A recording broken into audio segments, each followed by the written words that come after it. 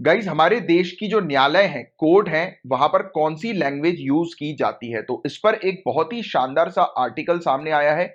GS paper 2 point of view से एक काफी इंपॉर्टेंट टॉपिक है ये, तो इस पर हम लोग चर्चा करेंगे। ये टॉपिक अभी न्यूज में इसलिए है क्योंकि गुजरात हाई कोर्ट में एक मामला चल रहा था एक जर्नलिस्ट के खिलाफ। कंटेम्प्ट ऑफ कोर्ट की प्रोसीडिंग चल रही थी, न्यायालय की अवमानना की कार्रवाई चल रही थी। इस कार्रवाई के दौरान गुजरात हाई कोर्ट ने जर्नलिस्ट से कहा कि जर्नलिस्ट सिर्फ इंग्लिश लैंग्वेज का उपयोग करें। राइट, तो हम समझेंगे लैंग्वेजेस के बारे में कि कोर्ट के अंदर कौन सी लैंग्वेज उपयोग में ली जाती है। बट आपको बता देगा इसकी लैंग्वेज का उपयोग कोर्ट के अंदर मतलब सदियों से चेंज होता आ रहा है। राइट, स्टार्टिंग में उर्दू की अगर हम बात करें तो उर्दू लैंग्वेज का उपयोग किया जाता था न्यायालयों में। फिर उर्दू से चेंज होके ये पर्शियन लैंग्वेज में जो है वो चली गई, फारसी में जो है वो चली गई। और फारसी स्क्रिप्ट का उपयोग मुगल पीरियड में जो है वो किया जाता था। इवन ब्रिटिश रूल के दौरान भी फारसी स्क्रिप्ट और पर्शियन का उपयोग काफी ज्यादा होता था, फारसी का उपयोग होता था काफी ज्यादा। फिर ब्रिटिशर्स लेकर आए एक कोडिफाइड सिस्टम ऑफ लॉ को इंडिया के अंदर, जिसमें उन्होंने इंग्लिश लैंग्वेज को एज अ ऑफिशियल लैंग्वेज के तौर पर डिक्लेयर किया। तो अंग्रेजों ने भारत में राजभाषा के रूप में अंग्रेजी के साथ कानून की एक संहिताबद्ध प्रणाली की शुरुआत करी। तो इंग्लिश लैंग्वेज को एज अ ऑफिशियल लैंग्वेज के तौर पर डिक्लेयर करने के लिए सबसे पहली शुरुआत करी थी ब्रिटिशर्स ने। राइट, तो ये तो कॉमन सी चीज है, ये बात वाली बात आपको पता ही होगी ऑलरेडी। फिर स्वतंत्रता के बाद भारत के संविधान के अनुच्छेद 343 में प्रावधान है कि संघ की आधिकारिक भाषा देवनागरिक लिपि में हिंदी होगी। तो ये पॉइंट आप ध्यान में रखना। आर्टिकल 343 ये कहता है कि इंडियन यूनियन की जो ऑफिशियल लैंग्वेज जो है वो हिंदी है देवनागरिक स्क्रिप्ट में। बट ये भी कहा गया कि इंग्लिश लैंग्वेज का उपयोग किया जाएगा सभी ऑफिशियल पर्पस के लिए। 15 सालों के पीरियड के लिए, 15 ईयर्स के पीरियड के लिए इंडिया में इंग्लिश लैंग्वेज को एज अ ऑफिशियल तौर पर उपयोग में लिया जाएगा। और इसमें और भी कुछ प्रोविजंस है जिसमें पावर दी गई ऑनरेबल प्रेसिडेंट को। ये चीज मेंशन की गई कि ऑनरेबल प्रेसिडेंट एक ऑर्डर के माध्यम से हिंदी लैंग्वेज के उपयोग को किसी भी ऑफिशियल पर्पस के लिए अनाउंस कर सकते हैं, या फिर इंग्लिश के अलावा कोई भी दूसरी लैंग्वेज को ऑफिशियल पर्पस के लिए अनाउंस कर सकते हैं ऑनरेबल प्रेसिडेंट एक ऑर्डर के जरिए। बट इसके अलावा अगर कोर्ट की बात करें गाइस, तो कोर्ट के मामले में यह चीज मेंशन्ड है आर्टिकल 348 क्लॉज 1A में। हम लोग को यह चीज देखने को मिलती है, मेंशन्ड है कि पार्लियामेंट एक कानून के जरिए कोर्ट की लैंग्वेजेस जो है वो चेंज कर सकती है। बट जब तक पार्लियामेंट एक कानून लेकर नहीं आती तब तक जितनी भी प्रोसीडिंग है ऑनरेबल सुप्रीम कोर्ट में और हमारी कंट्री के जितने भी हाई कोर्ट्स में, वो प्रोसीडिंग कंडक्ट की जाएगी अंग्रेजी भाषा में। जितनी भी कार्रवाई है कोर्ट की, न्यायालय की, सुप्रीम कोर्ट और हाई कोर्ट की हमारी कंट्री के अंदर, वो अंग्रेजी भाषा में उसकी कार्रवाई कंडक्ट की जाएगी। और आर्टिकल 348 क्लॉज 2 जो है, और साथ ही साथ आर्टिकल 348 क्लॉज 1 ये पावर देता है गवर्नर को, स्टेट के गवर्नर ऑनरेबल प्रेसिडेंट की सहमति से, उनके प्रीवियस कंसेंट से, यानी कि गवर्नर पहले ऑनरेबल प्रेसिडेंट से सहमति लेंगे। राइट, फिर उसके बाद ऑथोराइज कर सकते हैं हिंदी लैंग्वेज को या दूसरी लैंग्वेज को हाई कोर्ट के ऑफिशियल पर्पस के लिए। मतलब हाई कोर्ट के अंदर अगर कोई लैंग्वेज अगर चेंज करनी है, इंग्लिश के अलावा दूसरी लैंग्वेज, चाहे वो हिंदी हो या कोई दूसरी लैंग्वेज अगर लेकर आनी है, तो उस स्टेट के जो गवर्नर है वो ऑनरेबल प्रेसिडेंट से पहले कंसल्ट करके राइट ऑफिशियल लैंग्वेज को जो है वो चेंज कर सकते हैं हाई कोर्ट की। राइट, तो हाई कोर्ट की ऑफिशियल लैंग्वेज को चेंज करने की पावर जो है वो गवर्नर के हाथ में। बाकी जो बाय डिफॉल्ट जो लैंग्वेज है वो इंग्लिश लैंग्वेज उपयोग में ली जाती है हाई कोर्ट में। और आपको बता दें कि जैसे उत्तर प्रदेश, बिहार, राजस्थान, मध्य प्रदेश, इन्होंने ऑलरेडी जो है वो हिंदी का उपयोग करना शुरू कर दिया है हाई कोर्ट के अंदर। और तमिलनाडु भी इसी डायरेक्शन में काम कर रही है कि बहुत ही जल्दी तमिलनाडु जो है वो तमिल का उपयोग करेगी अपनी हाई कोर्ट में, एक ऑर्डर जो है वो लेकर आएगी। हालांकि आपको गाइस मैं क्लियरली बता दूं कि कॉन्स्टिट्यूशन ने रिकॉग्नाइज किया है इंग्लिश को एज अ प्राइमरी लैंग्वेज के तौर पर। तो ऑनरेबल सुप्रीम कोर्ट के जजमेंट देखेंगे आप, या प्रोसीडिंग उसकी कार्रवाई देखेंगे, या हाई कोर्ट्स की कार्रवाई देखेंगे, प्रोसीडिंग देखेंगे, तो आपको इंग्लिश में मिलेगी ही मिलेगी। मतलब इंग्लिश में तो आपको एक कॉपी मिलनी है। बट जैसे कि अभी हमने डिस्कस किया कि कुछ स्टेट्स ने जो है वो अपनी हाई कोर्ट की लैंग्वेज को जो है ऑफिशियल लैंग्वेज को चेंज करके हिंदी किया है, भले ही कर दिया हो, बट इंग्लिश लैंग्वेज में वहां पर जितने भी जजमेंट होंगे वो डिलीवर होंगे। राइट, उन्होंने ऑफिशियल लैंग्वेज को अगर बाय चांस, यानी कि जो जो ऑफिशियल लैंग्वेज जो यूज की जाएगी उसको बाय चांस उन्होंने अगर दूसरी स्टेट ने अगर हिंदी कर दिया है, दूसरी लैंग्वेज में भी अगर जो है वो ऑर्डर दे दिया, राइट, कि दूसरी लैंग्वेज में जो है वो हाई कोर्ट यूज करेगी दूसरी लैंग्वेज का, बावजूद उसके जितने भी ऑर्डर्स होंगे वो प्राइमरी तौर पर इंग्लिश में किए जाएंगे, फिर बाद में उसको आप ट्रांसलेट करवा सकते हो। राइट, बट ऑर्डर तो जितने भी है वो इंग्लिश में होंगे। तो इसके बारे में क्लियरली हमारे कॉन्स्टिट्यूशन के अंदर जो है वो मेंशन्ड है, ठीक है। तो ये पॉइंट आप थोड़ा सा ध्यान में रखिएगा। इसके अलावा एक कानून भी है, ऑफिशियल लैंग्वेजेस एक्ट 1963। अगर इसकी बात करें गाइस, तो ये कानून पावर देता है गवर्नर को कि गवर्नर ऑनरेबल प्रेसिडेंट से कंसल्ट करके हिंदी या फिर कोई भी ऑफिशियल लैंग्वेज उस स्टेट की जो होती है, इंग्लिश के अलावा, in addition to English, English के अलावा कोर्ट, हाई कोर्ट के अंदर जजमेंट के पर्पस के लिए या ऑर्डर के पर्पस के लिए जो है वो यूज में ला सकते हैं। तो एक बात क्लियर हो गई है कि इंग्लिश लैंग्वेज तो यूज में ला ही जाएगी, मतलब कि इंग्लिश लैंग्वेज तो रहेगी ही रहेगी, बट उसके अलावा भी एक एक्स्ट्रा लैंग्वेज ऑफिशियल लैंग्वेज के तौर पर जो है वो यूज में लाई जा सकती है। बट एक चीज ये पॉइंट क्लियर रखना कि इंग्लिश लैंग्वेज का यूज तो करना ही है हाई कोर्ट और सुप्रीम कोर्ट में प्राइमरी बेसिस पर, राइट। और जब भी कोई जजमेंट आता है या ऑर्डर आता है या डिक्री हम लोग को देखने को मिलती है किसी भी लैंग्वेज में पास होती है, मतलब कोई भी लैंग्वेज में अगर बाई चांस कोर्ट के जज जो है वो जजमेंट देते हैं, तो तुरंत उसको इंग्लिश में जो है वो ट्रांसलेट किया जाएगा। मतलब इंग्लिश में तो एक कॉपी होना उसकी अनिवार्य है हाई कोर्ट और सुप्रीम कोर्ट में, राइट। मतलब प्राइमेसी जो है वो इंग्लिश को दी जाएगी कानून के अंदर। कॉन्स्टिट्यूशन के तहत भी ये चीज मेंशन थी, और ये जो कानून हम लोग को देखने को मिल रहा है राजभाषा अधिनियम 1963 का, ऑफिशियल लैंग्वेज एक्ट 1963, तो उसमें भी सेम चीज हमें देखने को मिल रही है। और हालांकि ऑफिशियल लैंग्वेजेस एक्ट ने सिर्फ हाई कोर्ट की जो है वो चर्चा करी है, ऑनरेबल सुप्रीम कोर्ट का जिक्र नहीं किया है, क्योंकि ऑनरेबल सुप्रीम कोर्ट में सिर्फ इंग्लिश लैंग्वेज का ही उपयोग किया जाता है। और एक और चीज जो आपके ध्यान में रखने वाली है गाइस, हालांकि हमने बात करी कि इंग्लिश लैंग्वेज एक ऑफिशियल लैंग्वेज के तौर पर प्राइमरी बेसिस पर हम लोग को देखने को मिल रही है ना। बट द प्रॉब्लम इज कि हमारी कंट्री में काफी सारे लोगों को इंग्लिश नहीं आती है, राइट। हिंदी भाषा ही मैक्सिमम लोग बोलते हैं, और उसके अलावा दूसरी रीजनल लैंग्वेजेस जो है लोग बोलते हैं, राइट। रीजनल बेसिस पर जो लैंग्वेजेस होती है उसका ज्यादा उपयोग जो है वो किया जाता है। इस केस में क्या है, तो इस केस में भी बिल्कुल चीज क्लियर है। इस केस में आप ये चीज ध्यान में रखिए कि अगर कोई भी व्यक्ति कोर्ट में जाता है, उसकी कार्रवाई चलती है कोर्ट में, तो उसके पास मौलिक अधिकार है, फंडामेंटल राइट है कि वो समझ सकते हैं और पार्टिसिपेट कर सकते हैं कोर्ट रूम प्रोसीडिंग में। मतलब कि कोर्ट के अंदर जो भी कार्रवाई चल रही है उस कार्रवाई के बारे में प्रॉपर जानकारी जो है वो प्रोवाइड की जाएगी लिटिगेंट को उसकी स्वयं की भाषा में, राइट। वादी को प्रॉपर जानकारी दी जाएगी। तो ये मौलिक अधिकार है जो कि इनको प्राप्त होता है आर्टिकल 19 और 21 के तहत। और आपको बता देगा कि जैसे कि एक व्यक्ति जैसे मैजिस्ट्रेट के सामने अगर खड़े होते हैं, राइट, अब उनको तो इंग्लिश आ नहीं रही है, फिर क्या, तो वो अपनी खुद की भाषा में, जो उनकी भाषा है उस भाषा में, अपनी लैंग्वेज में वो मैजिस्ट्रेट के सामने बोल सकते हैं, राइट। और ये बिल्कुल टोटली आर्टिकल 21 के तहत ये वाली चीज रिकॉग्नाइज है, कंप्लीट जस्टिस का या राइट टू जस्टिस की चीज, राइट। कॉन्स्टिट्यूशन ने राइट टू जस्टिस की अगर हम बात करें, न्याय के अधिकार की बात करें, तो ये प्रदान इसलिए किया है क्योंकि ऑब्वियस ही बात है यार, न्याय एक व्यक्ति को कब मिलेगा, जब स्वयं वो अपनी खुद की भाषा में, जैसे आपको पता होगा गाइस कि कई बार काफी सारी चीजें ऐसी होती हैं, जैसे कि मैं अपना ही केस अगर आपको बताऊं, तो जैसे, और इवन आपने भी पर्सनली इस चीज को फील भी किया होगा, कई बार ऐसी होती है कि जैसे कि हम बचपन से हिंदी बोलते आ रहे हैं, है ना, घर में हिंदी जो है वो यूज की जाती है, मैक्सिमम हम लोग हिंदी लैंग्वेज का उपयोग करते हैं। बट हम लोग इंग्लिश लैंग्वेज भी बोलते हैं, हमें इंग्लिश के बारे में भी अच्छी जानकारी है, हम इंग्लिश लैंग्वेज में भी कॉन्वर्सेशन कर सकते हैं, एक व्यक्ति से बातचीत कर सकते हैं इंग्लिश लैंग्वेज में भी अच्छे से, वो भी। बट क्या होता है जब बात आती है इमोशनल बातचीत की, यानी कि अब आपको कोई ऐसा मैटर, ऐसा कोई मुद्दे के बारे में बात करनी है जो आपके पर्सनल चीज से रिलेटेड है, तो आप अपनी स्वयं की लैंग्वेज में अगर बात करोगे ना, तो वो ज्यादा इफेक्टिव होगा।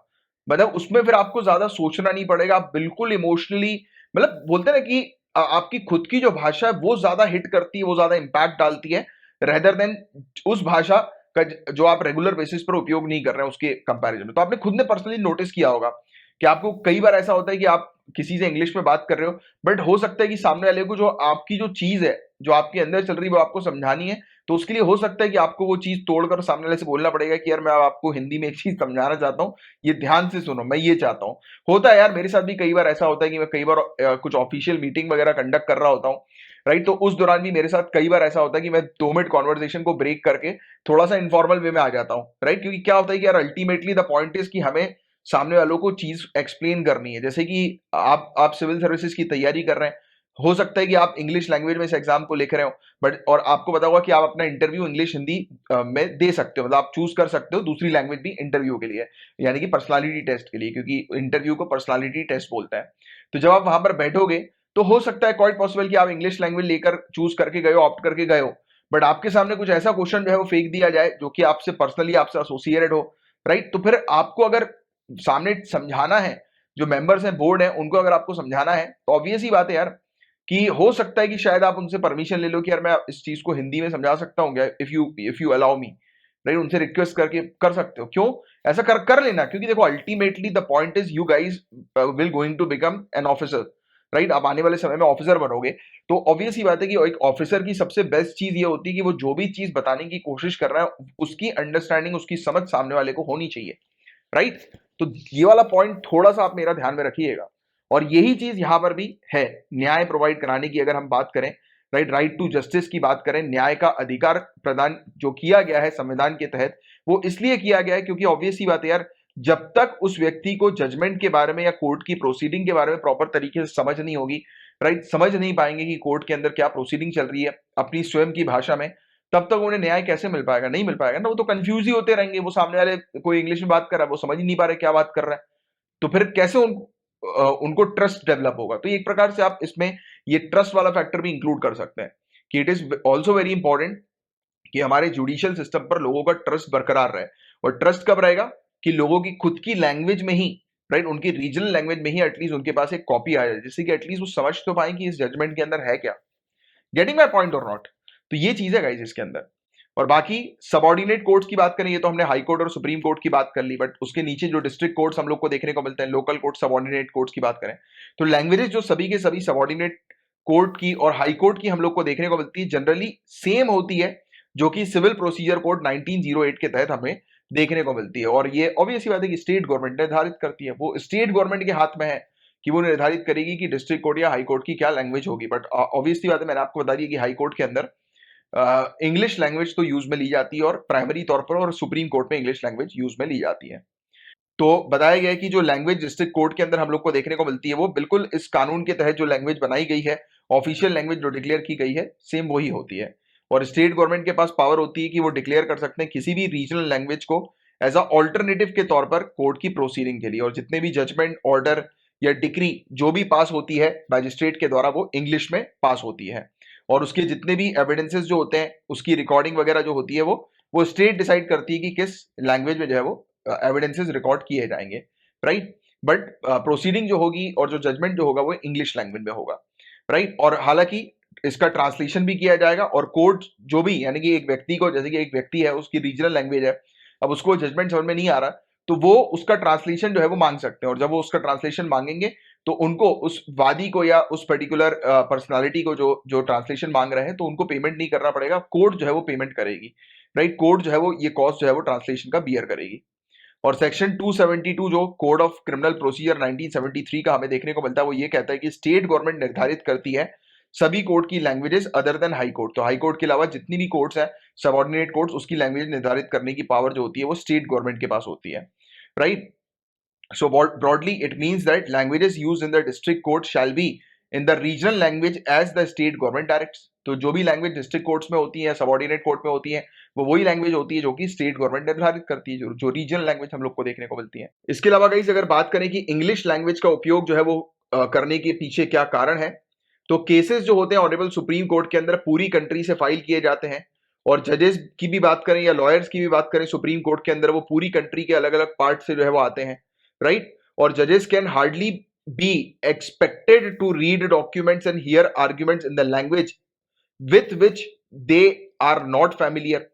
तो ऑब्वियसली बात है कि जजेस से एक्सपेक्टेशन नहीं की जा सकती कि वो ऐसा डॉक्यूमेंट्स पढ़ें या सुने उस लैंग्वेज में, जिस लैंग्वेज में जो लैंग्वेज उनकी नहीं है, या जिस लैंग्वेज से वो फैमिलियर नहीं है, अवगत नहीं है, परिचित नहीं है, राइट। तो ऑब्वियसली बात है कि हम उनसे, उन जजेस से एक्सपेक्टेशन नहीं रख सकते कि वो जिस लैंग्वेज से वो परिचित नहीं है जज, तो उस लैंग्वेज में जजमेंट पढ़े, अपना ऑर्डर दें, है ना। और without the use of English it would be impossible to discharge their duty. तो अगर इंग्लिश का उपयोग नहीं करेंगे तो उनके लिए थोड़ी सी डिफिकल्टी आ जाएगी। और सभी जजमेंट जो ऑनरेबल सुप्रीम कोर्ट के हमें देखने को मिलते हैं वो इंग्लिश में डिलीवर होते हैं। बट हालांकि 2019 में कोर्ट ने इंट्रोड्यूस किया है एक इनिशिएटिव, जिसके तहत कोर्ट अपने जजमेंट्स को रीजनल लैंग्वेजेस में ट्रांसलेट करवाएगी, राइट। तो ये चीज इसकी हम लोग को देखने को मिल रही है। और हालांकि इंग्लिश लैंग्वेजेस की जो महत्व है, सिग्निफिकेंस की बात करें, एक तो यूनिफॉर्मिटी, पूरे इंडिया के अंदर हम लोग को देखने को मिलता है कि इंग्लिश लैंग्वेज का यूज होता है, और इसको जजेस और लॉयर इजीली एक्सेस कर सकते हैं, राइट। अगर हम बात करें जैसे कि जजेस पूरे हाई कोर्ट्स की अगर बात करें तो हाई कोर्ट में भी इंग्लिश लैंग्वेज होती है, ऑनरेबल सुप्रीम कोर्ट में भी इंग्लिश लैंग्वेज होती है। तो इससे फायदा ये होता है कि जितने भी जजेस और लॉयर्स हैं वो एटलीस्ट जो है वो हर एक हाई कोर्ट के केस को प्रॉपर तरीके से समझ सकें, राइट। प्रोफेशनल्स की अगर हम बात करें, और जहां बात आती है सिटीजन की, तो उनके लिए तो ट्रांसलेशन कॉपी तो दे ही दी जाती है, बट प्रोफेशनल की जहां पे बात आ रही है तो वहां पर अगर इंग्लिश लैंग्वेज का यूज करेंगे तो it will be easy for them also, कि हर एक हाई कोर्ट में अगर इंग्लिश के ऑर्डर आ रहे हैं तो उनके लिए आसान हो जाता है। तो ये फायदा है इसका। और कई बार जजेस जो होते हैं वो एक हाई कोर्ट से दूसरे हाई कोर्ट में ट्रांसफर होते हैं, तो अगर अगर एक हाई कोर्ट की ऑफिशियल लैंग्वेज अलग होगी, दूसरी की अलग होगी, तो it will become very difficult for them, right, वहां पर बेसिकली समझना पूरी चीजों को, राइट। तो ये चीज है। और इंग्लिश ने एक यूनिफाइड स्ट्रक्चर प्रोवाइड किया पूरे इंडिया के लिए, राइट। एक रोबस्ट लीगल सिस्टम का हॉलमार्क जो होता है, यानी कि किसी भी मजबूत कानूनी प्रणाली की पहचान जो होती है वो ये है कि कानून उसका सर्टेन होना चाहिए। Law should be certain, precise यानी कि सटीक और प्रिडिक्टेबल, अनुमानित होने चाहिए। तथा हमने भारत में इसे लगभग हासिल कर दिया है, और हमने इसे अचीव कर लिया एक यूनिफॉर्मिटी को, क्योंकि यूनिफाइड स्ट्रक्चर्स के माध्यम से जो हमने जो स्टार्टिंग से ही हाई कोर्ट और सुप्रीम कोर्ट की जो लैंग्वेज रखी है, प्राइमरी लैंग्वेज जो इंग्लिश रखी है, तो इससे ये कई हद तक चीजें रिजॉल्व हुई है। और बाकी लिंक लैंग्वेज के तौर पर इंग्लिश जो है वो काम करती है। और आपको बता दें गाइस कि लैंग्वेज जो है वो एक इमोटिव इशू है इंडिया के अंदर, और हमेशा से रहा है। तो भारत में भाषा हमेशा से एक भावनात्मक मुद्दा रहा है, और हमारी कंट्री के 25 अलग अलग हाई कोर्ट के अंदर इस प्रकार से अगर ऑफिशियल लैंग्वेजेस को इंट्रोड्यूस कर देंगे तो इसका बहुत ही गंभीर असर होने वाला है।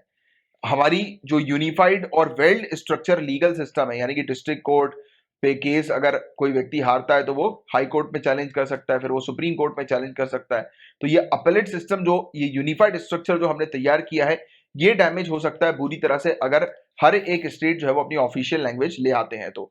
और स्टेट अगर ऑफिशियल लैंग्वेज को का उपयोग अपनी प्रोसीडिंग के अंदर करेंगे तो ऑब्वियस ही बात है कि इसमें जो हाई कोर्ट के जजेस का जो ट्रांसफर होता है उसमें भी उनको काफी ज्यादा प्रॉब्लम जो है वो आएंगी। ये लीगल पिजियन होल्स जो है वो क्रिएट कर देगा, मतलब गैप्स जो है वो क्रिएट कर देगा, लीगल गैप जुडिशरी के अंदर। और फिर बड़ी दिक्कतें जो है वो आना शुरू होंगी अगर जुडिशरी को एक स्टेट से दूसरी स्टेट के साथ जो है वो कुछ बातचीत करनी है, वार्ता करनी है जजमेंट के बीच में।